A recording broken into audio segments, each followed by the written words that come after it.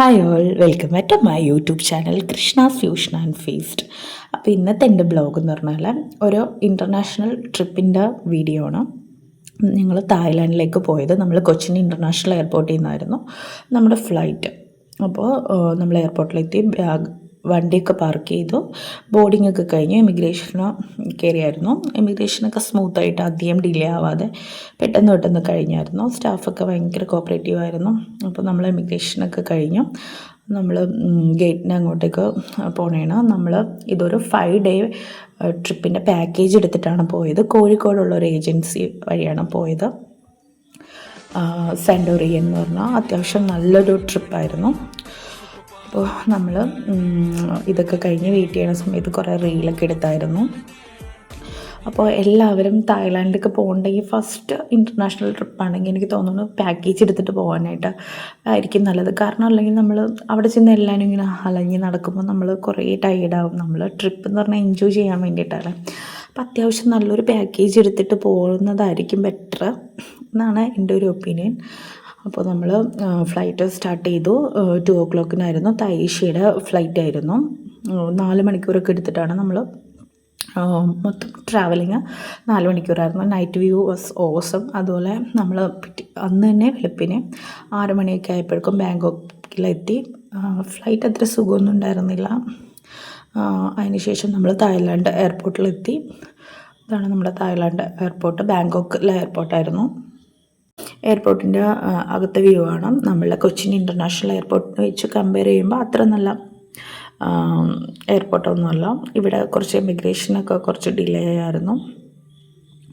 നമ്മളപ്പോൾ ഇമിഗ്രേഷനൊക്കെ ക്ലിയർ ചെയ്തു അവിടുന്ന് ഇറങ്ങിയായിരുന്നു.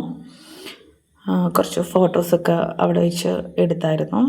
അപ്പോൾ നമ്മളുടെ ഇന്നത്തെ ഈ ബ്ലോഗിൽ ഉൾപ്പെടുത്തിയിരിക്കണം കൊച്ചി ടു ബാങ്കോക്കിലേക്കുള്ള ഫ്ലൈറ്റും അതുപോലെ തന്നെ നമ്മൾ ഫസ്റ്റ് ഡേ ഫ്രഷപ്പ് ആവാൻ വേണ്ടിയിട്ട് എടുത്ത റൂം, അതുപോലെ തന്നെ ബ്രേക്ക്ഫാസ്റ്റ്, ഉച്ചക്കലത്തെ ഡിന്നർ, അതുപോലെ തന്നെ ടൈഗർ ടോപ്പിയിലെ വിശേഷങ്ങളൊക്കെയാണ്. അപ്പോൾ നമ്മൾ എയർപോർട്ടിൽ നിന്ന് ഇറങ്ങി അതിനുശേഷം നമ്മളൊരു വലിയ AC ബസ്സിലാണ് പട്ടായയിലേക്ക് പോയത്.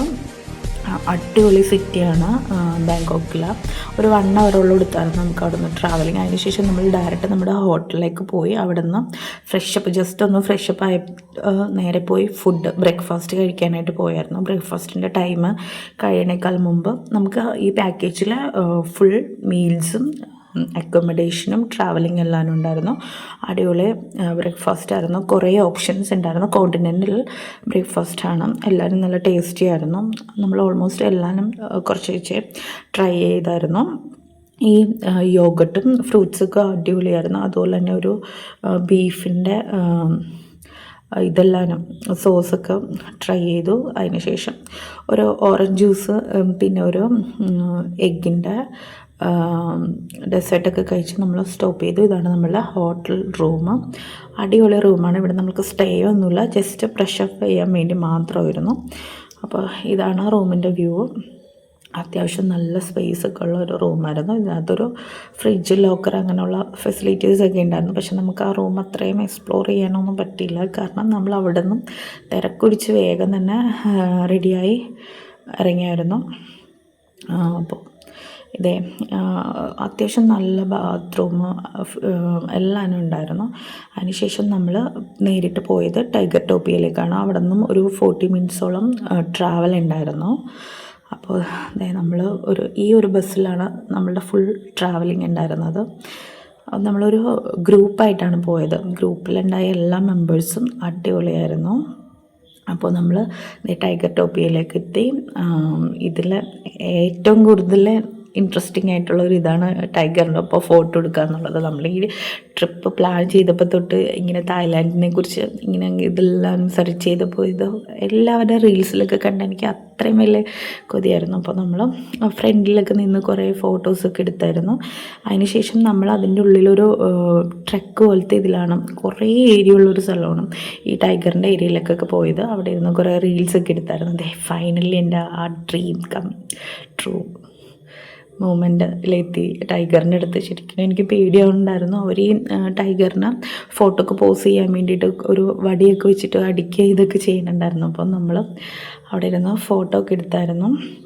എല്ലാവരും ഒരേ ഇതെല്ലാനും ഈ ട്രിപ്പിൽ ഇൻക്ലൂഡഡ് ആയിരുന്നു. പിന്നെ ഇവിടെ കുറേ ടൈഗർ ഉണ്ടായിരുന്നു. ഇതിനൊക്കെ ഇങ്ങനെ വലിയൊരു ഇതിൽ നെറ്റൊക്കെ ഇട്ട് അഴിച്ചിട്ടേക്കണായിരുന്നു. അതിന് മീറ്റൊക്കെ ഇട്ട് കൊടുക്കുന്നുണ്ടായിരുന്നു. ഇതെങ്ങാനും തുറന്ന് ചാടിയിട്ടുണ്ടെങ്കിൽ എൻ്റെ പൊന്നോ ഓർക്കാൻ വയ്യ.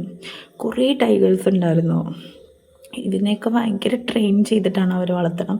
അതിനുശേഷം നമ്മൾ അതിൽ കൂടി ഇങ്ങനെ നടന്ന് കുറേ കാണാനുണ്ട്. കുറേ ഷോസ് ഉണ്ടായിരുന്നു. ടൈഗറിൻ്റെ, എലിഫൻറ്റിൻ്റെ എല്ലായിടത്തും കുറേ ഇതിൻ്റെ ഉണ്ട്. പിന്നെ ബേബി ടൈഗറിനെ ഫീഡ് ചെയ്യാൻ വേണ്ടിയിട്ട് പോയായിരുന്നു. അത് എക്സ്ട്രാ നമ്മൾ പേ ചെയ്യണമായിരുന്നു. 400 ബാത്തൊക്കെ ആയിരുന്നു. ഇതുപോലെ കുഞ്ഞ് കൂടിൻ്റെ ഉള്ളിൽ ടൈഗറിനെ ഇട്ടിട്ടുണ്ട്. അതിനെ നമുക്ക് ഫീഡ് ചെയ്യാം. അവരൊരു മിൽക്ക് ബോട്ടിലിൽ മിൽക്കാക്കിയിട്ട് നമ്മുടെ മേത്തെടുത്ത് വെച്ച് തരും. നമുക്കതിനെ ഫീഡ് ചെയ്യാനുള്ള ഓപ്ഷനൊക്കെ ഉണ്ടായിരുന്നു. പിന്നെ മുതലേനെയൊക്കെ ക്രൊക്കഡൈലിനെയൊക്കെ വളർത്തുന്ന ഇതുണ്ടായിരുന്നു. കുറേ മൃഗങ്ങളൊക്കെ ഉണ്ടായിരുന്നു.